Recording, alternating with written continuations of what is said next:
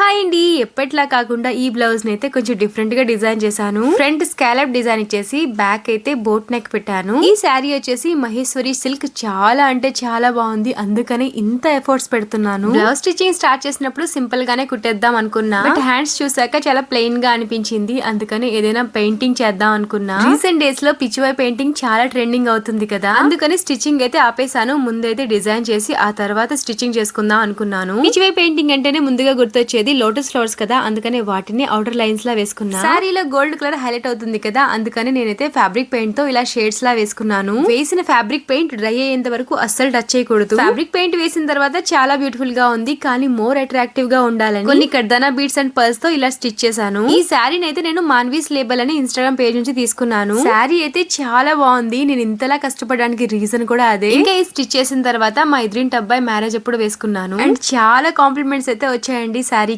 శారీ అయితే చాలా అంటే చాలా బాగుంది, అస్సలు మిస్ చేసుకోవద్దు. శారీ డీటెయిల్స్ కామెంట్ లో పిన్ చేశాను, వన్స్ చెక్ చేసేయండి. ఇక్కడ వరకు చూసారు కదా, like and subscribe please. Bye bye.